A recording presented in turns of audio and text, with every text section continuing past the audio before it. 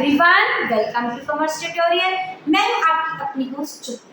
आज हम कंटिन्यू करने जा रहे हैं 10th की इकोनॉमिक्स का chapter sector of the Indian government. हमने लास्ट सेशन में देखा था हमारे इंडियन में मोस्ट प्रोबेबली 3 सेक्टर होते हैं, public sector, private sector and tertiary sector, और उनको हमने प्रॉपर टेक इनटू अकाउंट किया था। आज अब हमारे इंडियन इकोनॉमी में सिर्फ 2-3 नहीं, अलग अलग बेसिस पे और भी सेक्टर होते हैं, जैसे कि गवर्नमेंट के on the basis of registration of government economy में 2 टाइप्स ऑफ सेक्टर होते हैं, ऑर्गेनाइज्ड एंड नॉन ऑर्गेनाइज्ड। नाम से ही क्लियर होता है ऑर्गेनाइज्ड कौन सा होता है जो कि गवर्नमेंट के अंडर में होता है, अनऑर्गेनाइज्ड कौन सा होता है जो गवर्नमेंट के अंडर नहीं होता। अब यही देखते हैं कि इनमें क्या क्या मोस्ट इंपॉर्टेंट फीचर्स होते हैं। सबसे पहले ऑर्गेनाइज्ड सेक्टर वो सेक्टर होता है जिसकी रजिस्ट्रेशन किसके अंडर होती है, गवर्नमेंट के अंडर होती है, और इसको गवर्नमेंट द्वारा बनाए हुए सारे रूल्स एंड रेगुलेशंस क्या करने होते हैं, फॉलो करने होते हैं। Rules and regulation as per provided by the law, जैसे फॉर एग्जांपल कुछ लॉ रिलेटेड होते हैं हमारे मिनिमम वेज एक्ट के अकॉर्डिंग, ग्रेचुटी के एक्ट के according, shop and establishment act के अकॉर्डिंग, जितने भी रूल्स एंड रेगुलेशन होते हैं वहाँ के एम्प्लॉयर और एम्प्लॉइज वर्कर्स सभी को मानने पड़ते हैं। On the other hand unorganised sector वो सेक्टर होता है जो ना तो गवर्नमेंट के अंडरटेकिंग के अंडर होता है और ना ही इसके कुछ स्पेशलाइज्ड रूल्स एंड रेगुलेशन होते हैं। अगर गवर्नमेंट ने किसी सेल्फ जनरेटेड या self independent person, self employed persons के लिए कुछ रूल्स एंड रेगुलेशंस बनाए भी होते हैं तो वो जो होते हैं वो इन रूल रेगुलेशंस को प्रॉपर वे से फॉलो नहीं करते। उसके बाद जो ऑर्गेनाइज्ड सेक्टर में जो हमें जॉब मिलती है, जितने भी वर्कर्स होते हैं वो क्या होते हैं, हमारे रेगुलर नेचर के होते हैं, तो जो भी वो काम करेंगे वो रेगुलर नेचर के लिए काम करेंगे और उनकी जो रेगुलर नेचर के प्लस उनको किसी भी बिना कारण से जॉब से निकाला नहीं जा सकता। उनके बाद उनको संडे की क्या मिलती है, लीव मिलती है। ऑन द अदर हैंड जो कि अनऑर्गेनाइज्ड सेक्टर होते हैं कभी भी रेगुलर बेसिस का वर्क नहीं होता, ये किस वर्क का पेपर होता है, ये सीजनल वर्क नेचर का वर्क होता है। सीजनल नेचर का होता है जिसमें जब काम है तो हमें काम मिल गया, जब हमें काम नहीं है तो हमें काम नहीं मिला। जैसे कि ऑर्गेनाइज्ड सेक्टर में जो कौन कौन से वर्कर्स आए जाते हैं, जैसे स्मॉल स्केल इंडस्ट्रीज होगी और जो इंडस्ट्रीज में वर्कर होते हैं जिनको रेगुलर क्या मिलती है, सैलरी, और जो क्या है गवर्नमेंट के ऑर्गेनाइजेशन के, गवर्नमेंट की इंस्टीट्यूशन के अंडर वो क्या करते हैं, काम करते हैं। लेकिन जो अनऑर्गेनाइज्ड सेक्टर में होते हैं उनमें क्या होता है, रूरल एरिया में अलग होते हैं और अर्बन एरिया में क्या होते हैं, अलग होते हैं। अगर हम अर्बन एरिया की बात करें तो क्या होते हैं, स्मॉल स्केल इंडस्ट्रीज में जो लोग काम कर रहे हैं या फिर जो वर्कर्स होते हैं, जैसे कि कंस्ट्रक्शन साइट पे काम कर रहे हैं, इंडस्ट्रियल साइट पे काम कर रहे हैं, जितने भी वर्कर्स होते हैं उसके अंडर आ जाते हैं। इंफ्रास्ट्रक्चर के अंडर जो काम करते हैं, ट्रांसपोर्ट के साथ काम करते हैं, जब उनको काम मिल गया, जब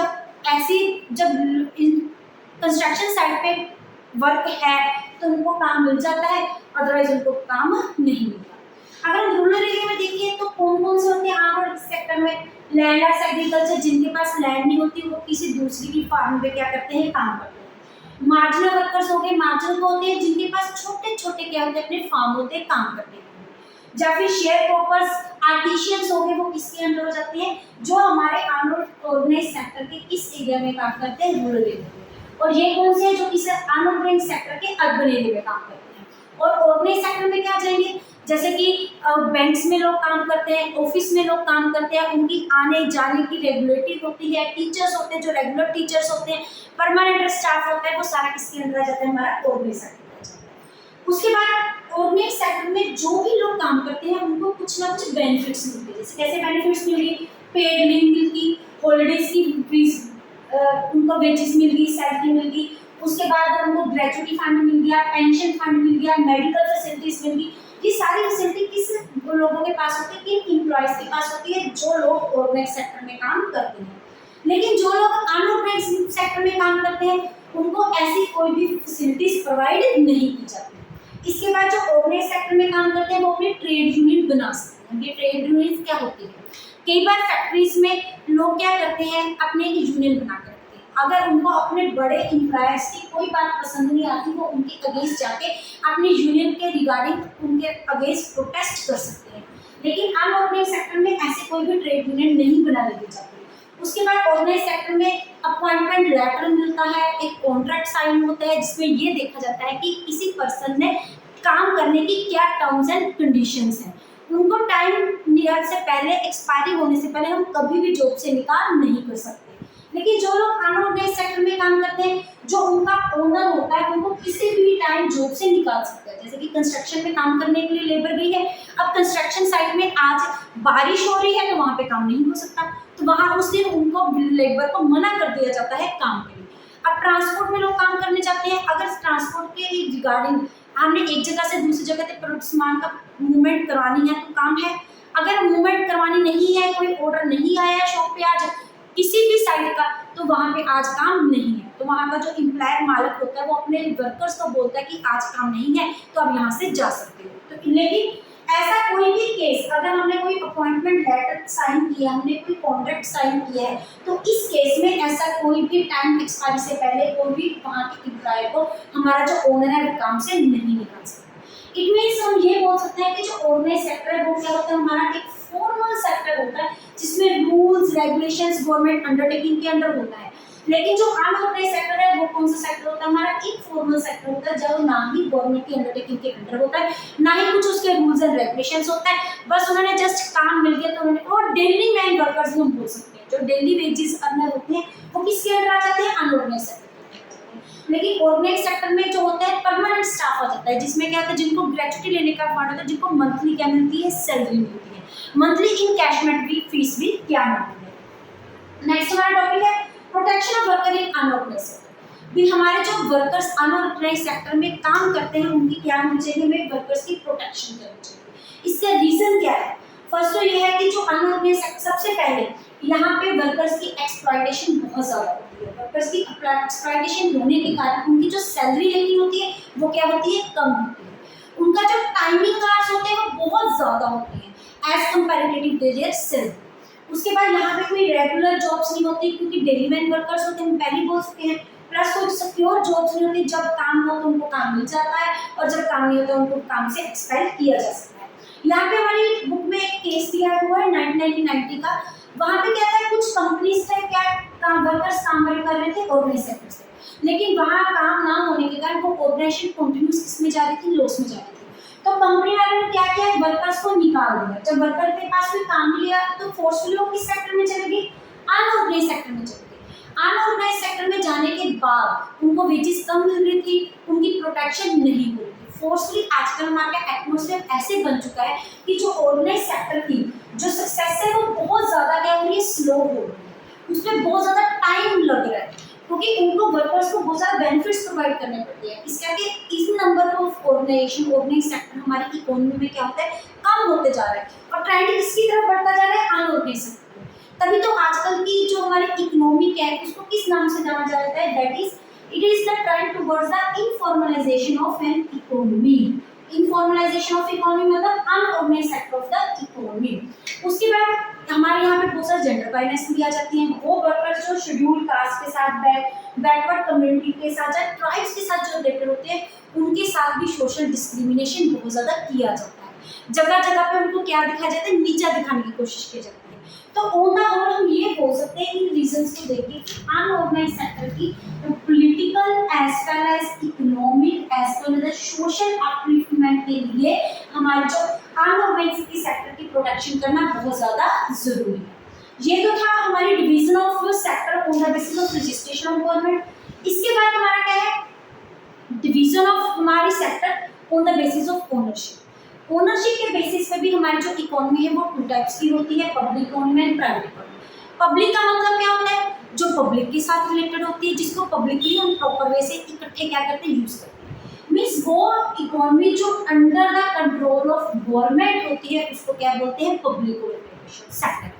और वो सेक्टर जो गवर्नमेंट के अंडर ना होके इनके अंडर होता है, इंडिविजुअल्स के अंडर होता है, उनको क्या बोलते हैं हम, जब प्राइवेट इंस्टीट्यूशन के अंडर होता है उनको क्या बोलते हैं, प्राइवेट सेक्टर। अब जो चीज गवर्नमेंट अंडरटेकिंग के अंदर है तो उनका मेन मोटिव क्या होता है, social welfare. On the other hand जो प्राइवेट अंडरटेकिंग है, नाम से क्लियर है, इनका मेन मोटिव क्या होता है, हमारा प्रॉफिट अर्न करना। तो इनकी एग्जांपल्स में हम क्या बोल सकते हैं, जैसे कि हमारा रेलवेज हो गया, पोस्टेज हो गया, हमारी जो एटॉमिक एनर्जी है वो अभी भी इनके अंडर है, हमारे पब्लिक सेक्टर के अंडर है, इनका प्राइवेट सेक्टर का कोई भी रोल नहीं है। और प्राइवेट की क्या होगी, हमारी अंबुजाज होगी, हमारे अंबानीज होगी, हमारी रिलायंस होगी, ये हमारी क्या होती है, हमारी प्राइवेट इंस्टीट्यूशन के अंडर आ जाती है। और नेक्स्ट इसका मोस्ट इंपोर्टेंट टॉपिक है why government intervention is necessary in our economy. Government की इंटरवेंशन हमारी इकोनॉमी क्यों जरूरी है, सारी की सारी इकोनॉमी प्राइवेट इकोनॉमी क्यों नहीं हो सकती, इनके क्या रीजंस है। चाहे क्वेश्चन को किसी वजह से आ जाए भी गवर्नमेंट की इंटरवेंशन पब्लिक सेक्टर में क्यों जरूरी है, या फिर ये भी पूछ सकते हैं कि प्राइवेट सेक्टर प्रॉपर अंडरटेकिंग क्यों नहीं होनी चाहिए। फर्स्ट हमारा क्या है, रीजनेबल कॉस्ट। अब गवर्नमेंट जो भी चीज प्रोवाइड करती है उसका मेन मोटिव क्या होता है, हमारा सोशल वेलफेयर प्रोवाइड करना, अपलिफ्टमेंट ऑफ द पीपल होना, सोशल वेलफेयर होना। तो जो भी गवर्नमेंट की तरफ से चीज प्रोवाइड की जाएगी वो किस पे प्रोवाइड की जाएगी, रीजनेबल कॉस्ट पे चीज पे प्रोवाइड की जाएगी। अब प्राइवेट इंस्टीट्यूशन का मेन मोटिव क्या होता है, प्रॉफिट अर्न करना। तो फिर जो भी वो चीज प्रोवाइड करेंगे वो हमें रीजनेबल कॉस्ट पे नहीं प्रोवाइड करेंगे, प्लस अपना एक मोटिव प्रॉफिट परसेंटेज का हायर शेयर लेके क्या की जाएगी, प्रोवाइड की जाएगी, जिसके कारण वो ही चीज हमें क्या पड़ेगी, बहुत ज्यादा कॉस्टली पड़ेगी। जैसे कि एक रेलवे की एग्जांपल है, अगर हमें ट्रैवल करना हो थ्रू द रेलवेज तो वो कितना चीप सोर्स है। उसके बाद आजकल बसेस में हम जब भी ट्रैवल करते हैं तो वुमेन के लिए कितनी रिलैक्सेशन है, वो आधार कार्ड पे कहीं पे भी फ्री ऑफ कॉस्ट क्या करते हैं, घूम सकते हैं। क्यों, बिकॉज गवर्नमेंट का मेन मोटिव हमें क्या है, रीजनेबल कॉस्ट प्रोवाइड करना plus social welfare provide. Next है, लेकिन ये जो हमें चीज प्रोवाइड की जाती है सिर्फ गवर्नमेंट बसेस में प्रोवाइड की जाती है, प्राइवेट बसेस में वुमेन्स के लिए कोई भी फैसिलिटीज नहीं होती। नेक्स्ट है government support necessary for the private sector upliftment. Private sector की अपलिफ्टमेंट के लिए भी गवर्नमेंट सेक्टर की इंटरवेंशन बहुत ज़्यादा जरूरी है, बहुत ज़्यादा नेसेसरी है। इसकी बेस्ट एग्जांपल हमारे पास है इलेक्ट्रिसिटी। अभी जो हमारा इलेक्ट्रिसिटी डिपार्टमेंट है ये अब तक किसके साथ है, कि गवर्नमेंट अंडरटेकिंग के अंडर है। जब भी गवर्नमेंट इलेक्ट्रिसिटी प्रोड्यूस करती है इंडस्ट्रियल सेक्टर को अलग रेट पे प्रोवाइड की जाती है, एग्रीकल्चर सेक्टर को अलग रेट पे प्रोवाइड की जाती है और रेजिडेंशियल एरिया को अलग रेट पे प्रोवाइड की जाती है। यहाँ पे सबसे जो सस्ती इलेक्ट्रिसिटी वो कहाँ पे होती है, एग्रीकल्चर को प्रोवाइड की जाती है, ताकि एग्रीकल्चर का क्या हो सके, अपलिफ्टमेंट हो सके। प्लस इंडस्ट्रियल सेक्टर को भी थोड़ी सी चीप सोर्स से प्रोवाइड की जाती है। इसका रीजन क्या है, क्योंकि इंडस्ट्री में प्रोडक्शन को इंक्रीज किया जाए। अगर इंडस्ट्री से, क्योंकि प्रोडक्शन इंडस्ट्री में किसके साथ चलेगी, मशीन किसकी हेल्प से चलेगी, इलेक्ट्रिसिटी की हेल्प से। अगर पीछे से इलेक्ट्रिसिटी की रेट हाई होंगे तो इंडस्ट्री की कंजम्पशन हाई होगी, कॉस्ट ऑफ प्रोडक्शन हाई होगी, अल्टीमेटली हमारे तक जो प्रोडक्ट मिलेंगे वो भी क्या होंगे, बहुत ज़्यादा हाई कॉस्ट होंगे। इसके अलावा ये सिर्फ सेक्टर वाइज नहीं बल्कि रेजिडेंशियल एरिया में भी अलग अलग पुअर क्लासेस के, रिचर क्लासेस के लिए अलग होती है। पुअर क्लासेस की हमारी इलेक्ट्रिसिटी यूनिट का अलग रेट होता है, रिच क्लास के लिए अलग होता है। तो इसलिए गवर्नमेंट की सपोर्ट सिर्फ पब्लिक सेक्टर में नहीं, हमारी होल वेलफेयर के लिए भी क्या होती है, जरूरी है। नेक्स्ट है responsibility of the government. Government की कुछ रिस्पॉन्सिबिलिटी, हमारी इकोनॉमी को एजुकेटेड इन्वायरमेंट, एजुकेटेड सोसाइटी देना प्लस हेल्थी सोसाइटी देना। अब एजुकेशन डिपार्टमेंट सबसे ज़्यादा एक्सपेंडिचर किसमें लगता है, एजुकेशन। और गवर्नमेंट एलिमेंट्री एजुकेशन प्रोवाइड करने के लिए स्पेशल स्कूल्स खोल रही है, इवन मिड डे मील भी क्या कर रही है, प्रोवाइड कर रही है, ताकि क्या हो सके, हमारी जनरेशन क्या हो सके, एजुकेटेड हो सके। लेकिन अगर वहीं पे नरिशमेंट हम प्राइवेट स्कूल्स के अंदर करते हैं तो वहाँ पे इन्वेस्टमेंट बहुत ज़्यादा हाई होता है। तो it is the responsibility of government, ये गवर्नमेंट की रिस्पॉन्सिबिलिटी है कि हमारी बेसिक नीड्स को फुलफिल करने के लिए। बेसिक नीड्स हमारी क्या हो जाती है, फूड, शेल्टर, क्लोथिंग। अब यहाँ पे मोस्ट इंपॉर्टेंट क्या होगी, एजुकेशन। हमारे इकोनॉमिक डेवलपमेंट के लिए भी it is the responsibility of government that he has to intervention in this regard. Last point है ह्यूमन डेवलपमेंट, हमारे ह्यूमन की डेवलपमेंट। सिर्फ एजुकेशन प्रोवाइड करना सब कुछ नहीं, हेल्थ इज आल्सो इम्पोर्टेंट। इसके लिए बहुत ज़्यादा फैसिलिटीज होती हैं, जैसे कि प्रॉपर ड्रिंकिंग वाटर की फैसिलिटीज, हमारी डिजीजेस फ्री इन्वायरमेंट की फैसिलिटीज, प्रॉपर न्यूरिशमेंट की फैसिलिटीज, इन्फेंट मोर्टेलिटी रेट की, जो भी हमारे ह्यूमन डेवलपमेंट के इंडेक्स होते हैं, जिसमें clean water, clean environment, medical facilities. इसमें सिर्फ क्लीन वाटर नहीं आता, इसमें ड्रिंकिंग वाटर भी आ जाता है, हमारी हेल्थ भी आ जाती है, हमारी मेडिकल फैसिलिटीज भी आ जाती हैं, और उसके बाद हमारा इन्वायरमेंट भी आ जाता है, इन्फेंट मोर्टेलिटी रेट भी आ जाती है, हमारी बर्थ रेट भी आ जाती है, बहुत सारे इंडेक्स होते हैं। ये इंडेक्स भी हमारे क्या हो जाए, अंडर कंट्रोल होने चाहिए। ये अंडर कंट्रोल में तभी होंगे अगर गवर्नमेंट हमें प्रॉपर वे से इंडेक्स के अकॉर्डिंग फैसिलिटीज प्रोवाइड करे, जैसे कि poor classes, special for the upliftment of poor classes के लिए। इसके अलावा गवर्नमेंट में पुअर क्लासेस के लिए एक मेन टाइप के जो हमारे हैं सिस्टम प्रोवाइड किए हैं। इसमें हम इलेक्ट्रिसिटी को अलग एक तो डिस्कस कर चुके हैं भी उसकी इंटरवेंशन क्यों जरूरी है। सेकंड हमारा एक केस आ जाता है, हमारे बुक में दिया है पीडीएस सिस्टम। पीडीएस मतलब इस पब्लिक डिस्ट्रीब्यूशन सिस्टम, इसको हम ऑलरेडी 9th क्लास में वैसे डिस्कस कर चुके हैं कि पब्लिक डिस्ट्रीब्यूशन सिस्टम होता क्या है। ये होता है डिस्ट्रीब्यूशन सिस्टम, पब्लिक लोगों को फूड्स की फैसिलिटीज प्रोवाइड करना अलग अलग राशन की शॉप्स में एज रिगार्ड टू मार्केट। ये क्या करती है गवर्नमेंट। अगर आप इनका स्क्रीनशॉट लेना चाहते हैं तो ले सकते हैं। इस सिस्टम के अंदर क्या होता है, हमारे जो एग्रीकल्चर प्रोडक्शन कौन करती है, फार्मर प्रोड्यूस करती है। तो फार्मर को एक कौन सी प्राइस दी जाती है, minimum support price. Minimum support price का मतलब क्या होता है कि वो अपने प्रोडक्शन को एक गवर्नमेंट प्राइस क्या कर देती है, फिक्स कर देती है। इससे कम प्राइस पे हम कोई भी प्रोडक्ट को मार्केट में सेल नहीं कर सकते ताकि उनकी एक्सप्लॉयटेशन फार्मर्स की ना हो सके।